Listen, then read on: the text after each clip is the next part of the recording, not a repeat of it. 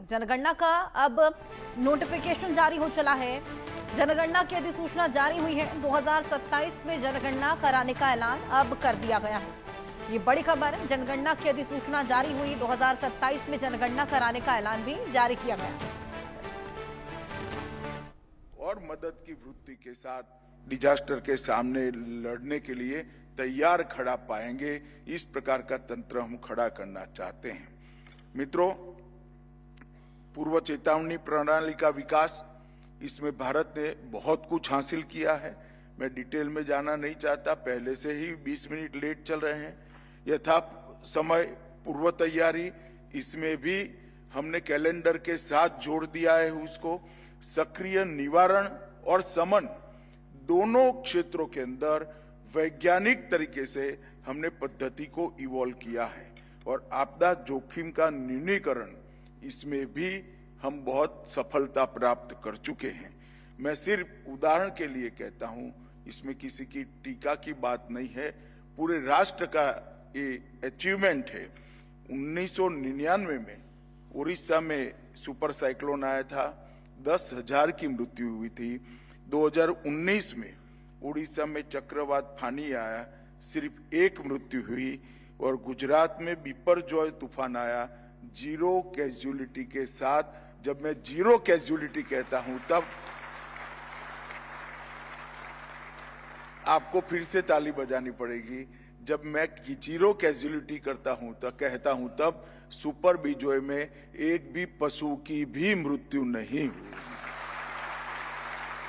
ये बताता है कि कोई एक विषय के अंदर स्थानीय इकाइयां, जनता, राज्य सरकारें, केंद्र सरकार, सभी डिपार्टमेंट और वैज्ञानिक और सुरक्षा कर्मी सब मिलकर काम करते हैं, तो कितना बड़ा अचीवमेंट मिलता है। अब ये अचीवमेंट के पीछे जाकर देखते हैं तो पिछले दशक में हमने वित्तीय सशक्तिकरण के लिए भी बहुत प्रयास किया है।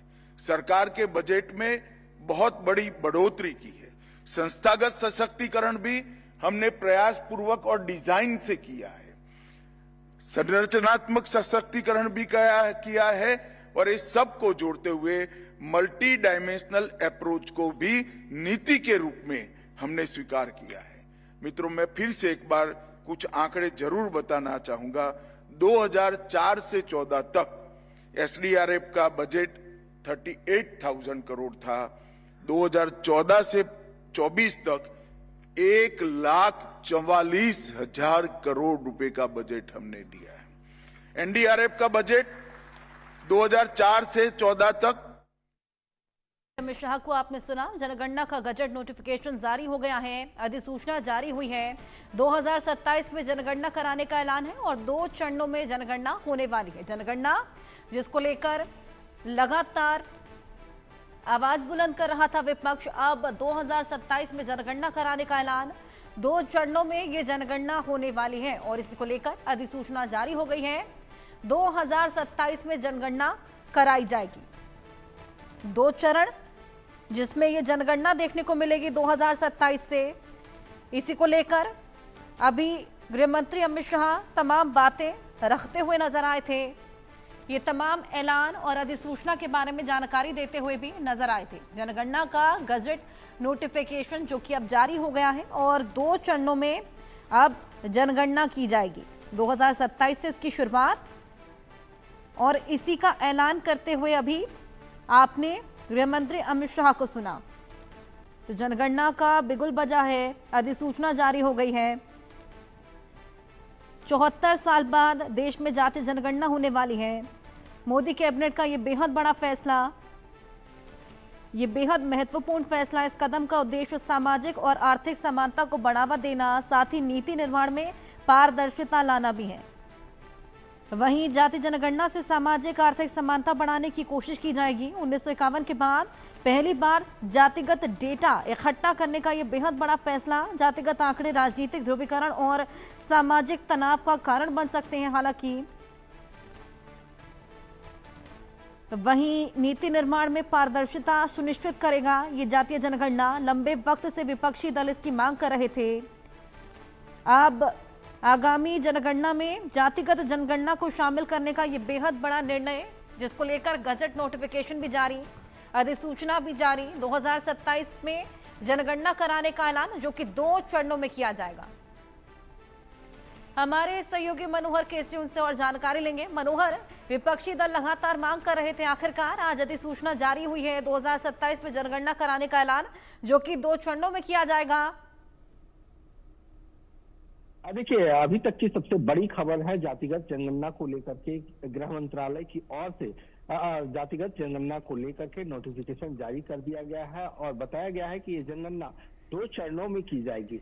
1 अक्टूबर 2026 से जम्मू कश्मीर, लेह लद्दाख, उत्तर प्रदेश, हिमाचल, उत्तराखंड और हिमाचल, इन राज्यों की जनगणना 1 अक्टूबर 2026 से होगी और बाकी राज्यों की जनगणना 1 मार्च 2027 से शुरू की जाएगी। मतलब एक तरह से कल ही गृह मंत्री अमित शाह ने एक बड़ी बैठक की थी, समीक्षा बैठक इसे लेकर के की थी और उन्होंने कहा था, एक्स पोस्ट पे जानकारी दी थी कि आज जो है इसे लेकर के नोटिफिकेशन जारी होगा। नोटिफिकेशन जारी कर दिया गया है और सबसे बड़ी बात यह है कि 34 लाख जो कर्मचारी होंगे जातिगत जनगणना के, जो ऑफिस ऑफ रजिस्ट्रार, जो होम मिनिस्ट्री के अंदर आता है, उनके कर्मचारी और अधिकारी होंगे जो जातिगत जनगणना में शामिल होंगे। साथ ही साथ 1.3 लाख जो है, तो जो जनगणना अधिकारी होंगे वो डिजिटल तरीके से उन्हें लैस किया जाएगा। मतलब जब वो जातिगत जनगणना के लिए राज्यों में जाएंगे, डिस्ट्रिक्ट में जाएंगे, गांव में जाएंगे, पंचायत में जाएंगे, तो उनके पास डिजिटल इक्विपमेंट्स होंगे जिससे उन्हें आसानी होगी करने के लिए। तो कल ही गृह मंत्रालय की ओर से जानकारी दे दी गई थी और अब जो है तो सबसे बड़ी बात है कि 2 चरणों में जातिगत जनगणना शुरू हो जाएगी अगले साल 1 अक्टूबर 2026 से। कुछ राज्यों में, केंद्रशासित प्रदेशों में, चाहे हम जम्मू कश्मीर की बात करें, लेह लद्दाख की बात करें, हिमाचल की बात करें, उत्तराखंड की बात करें, उनकी शुरुआत होगी। ये बेहद बड़ा फैसला और इसी को लेकर अधिसूचना भी जारी, 74 साल बाद ये बड़ा फैसला। बहुत शुक्रिया